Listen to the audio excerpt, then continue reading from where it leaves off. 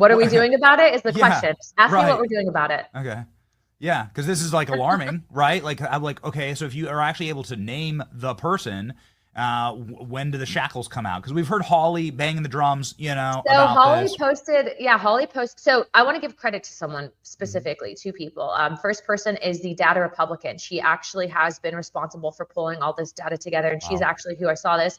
And then also Laura Loomer was also the one that sent me the stuff on Code Pink and Singham's wife. But those two people, credit due where it's deserved. But what are we doing about it? So I actually talked to Comer, and we actually have a letter going out today. You'll see that come out in a story with the New York Post.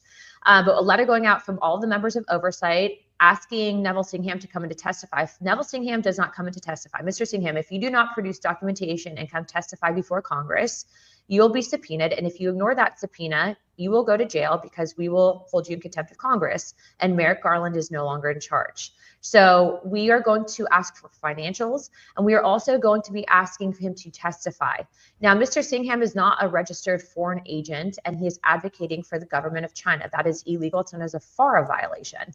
So as of right now, we will call him to testify. You'll see that date notice, and the process will play out. But he's not the only person that I've asked Comer to bring in to testify.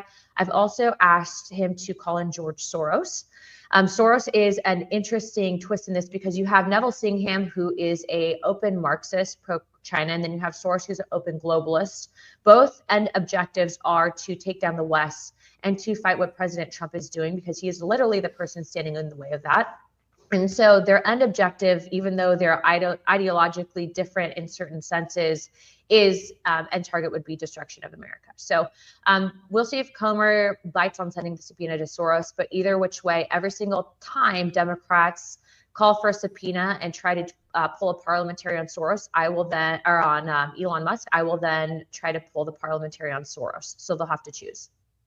George Soros has been sowing these seeds for the better part of the last 3 decades. Why hasn't he ever been subpoenaed?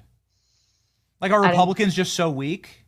Benny, I think that this should have been done a really long time ago. Yeah. And I'm only one member and I'm only one vote. We need more people up here with the same mindset. I think that there is probably, I'd say like a quarter of Republicans would have no issue subpoenaing him. I think, though, that there are people that are scared about reelection, and George Soros is a billionaire. I actually fought George Soros funding in both of my elections. There were groups tied to him that came after me to the tunes of millions of dollars. But,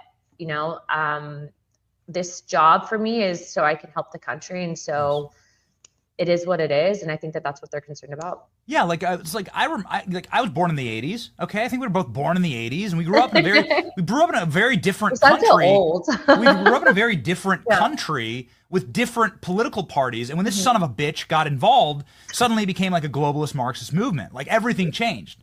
Well, everything changed radically and horribly for the worse. It used to be like we agreed on a lot of stuff, actually. Here's a number that you should be telling people about. $270 million went from USAID funding to various Soros-controlled NGOs. And Elon Musk actually was on Joe Rogan talking about how Soros has been able to really take these small amounts of money in retrospect and turn them into these massive machines.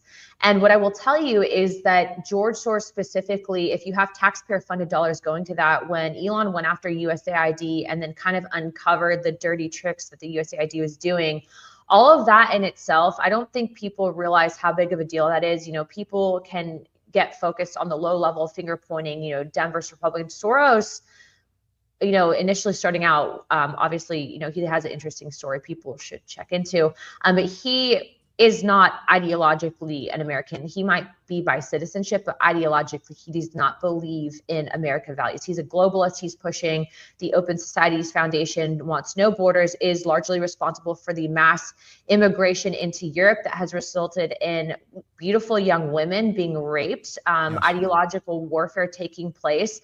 And to be clear, I would say has been responsible for a destabilization. I mean, he was responsible for dropping the British pound and crashing it.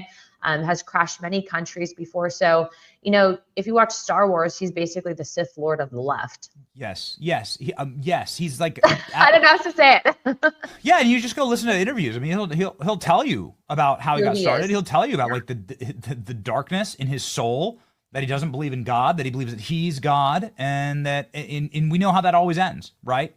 We know how that spiritual battle always ends. God always wins, and God is real. Yeah.